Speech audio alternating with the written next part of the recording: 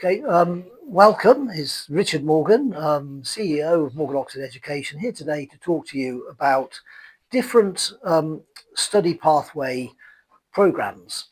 There are many ways that a Nigerian student can progress into university. Um, One of the ways, the old-fashioned and traditional route, is to firstly study for A levels, which is the traditional British qualification. Um, Obviously, historically, Nigeria is associated with the UK, and its education curriculum basically follows the UK system. If one wants to progress from a Nigerian school into a British school, it will depend on the type of school that you've been in Nigeria. There are schools that do A levels and O levels, and there are schools that do the WIAC curriculum. The WIAC curriculum is the Nigerian curriculum, and the IGCSEs and A levels are the British curriculum. If you study the WIAC curriculum, you will finish at 16 or 17, and you'll finish with a WIAC qualification, which will usually qualify you to do a 1 year pathway program that will take you to the UK. That 1 year foundation program has been set up by British universities to enable international students to go straight into University Year 1, having done a first year foundation program.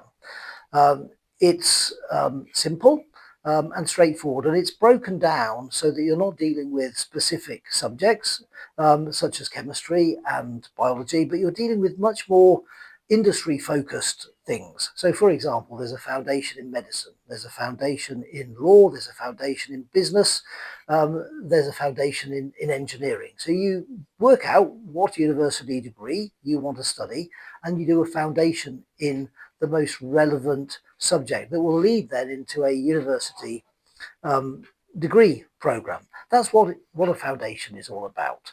It really applies principally to the UK, although this has also been taken on board in Canada and the US, and there are also now foundation options in these two countries as well. The traditional option is the A level option, and this is something that you would be more likely to do if you've studied at an international school in Nigeria. You then follow the A level route or the IB route, which is a 2 year pathway as opposed to a 1 year pathway. Why would you choose a 2 year pathway, which is going to be twice as expensive than a 1 year pathway? That's a very good question, and actually, currently, I would say more people are leaning towards the foundation program than the A level and IB program because it saves money, quite frankly. However, the traditional A level program, which will involve going to a British school, albeit you can also study A levels in Europe as well, will ultimately be most likely to enable you to enter the top UK universities. So it depends a little bit on what your aspirations are as a parent and as a child. If you want your child to go to a top British university, a more guaranteed route is A levels. It doesn't mean that you can't do it with a foundation program, but it's easier to be confident that you will get your child into a top university if you go the 2 year A level route. So those are the two traditional routes. You've got the A level and the IB route for 2 years. You've got the 1 year pathway, foundation pathway, which is 1 year. To finish off, so you have a clear understanding, there are also British universities that allow direct entry. This is very rare, but it does happen. And in order to qualify for direct entry, which means you go straight into year 1, you've got to have exceptional qualifications, usually WIAC qualifications. And if you've got exceptional qualifications, and possibly you are a little bit older, so 17 rather than 16, it may be that you will qualify for immediate direct entry. The big advantage of direct entry is that it will save you 1 or 2 years fees before you go on to a British university. This is the British system.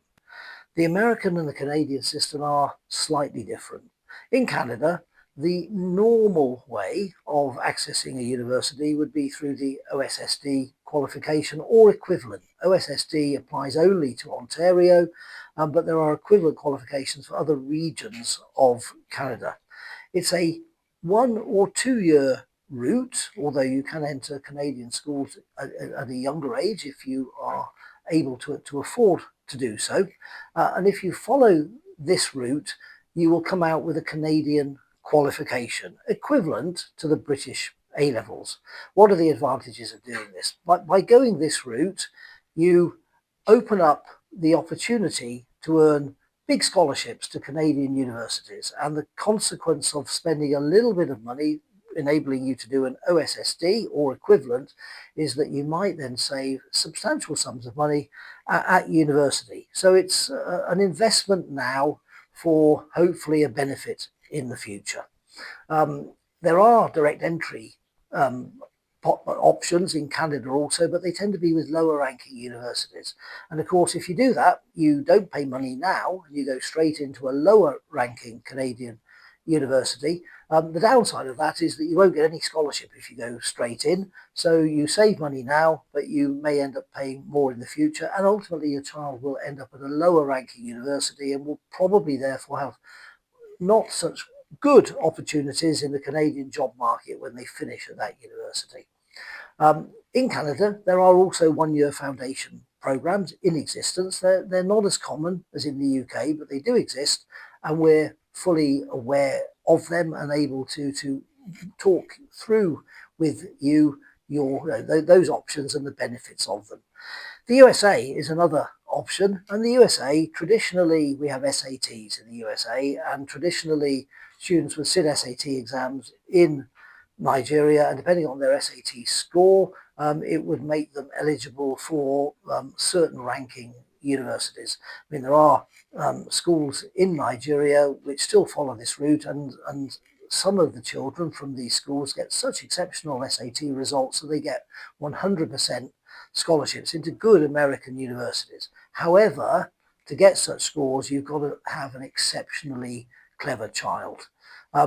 More normal routes into American universities would be either direct entry into lower ranking universities, which have the same advantages and disadvantages as the Canadian universities that I've just discussed, or there are, just as in the UK, foundation options in America, which are open now to Nigerian children and may well be the best option for a Nigerian that wishes to study in America to pursue. It's quite complicated, as you can see from my explanation, and we haven't even discussed Europe, which is again a different area altogether. If you study medicine, for example, you want to study medicine, you're a prospective doctor in the making, it's even more complicated. We've got every option from the very cheap to the very expensive, all with pluses and all with minuses. And quite honestly, what you need to do is to come and see us, because we are the experts. We know what we're doing.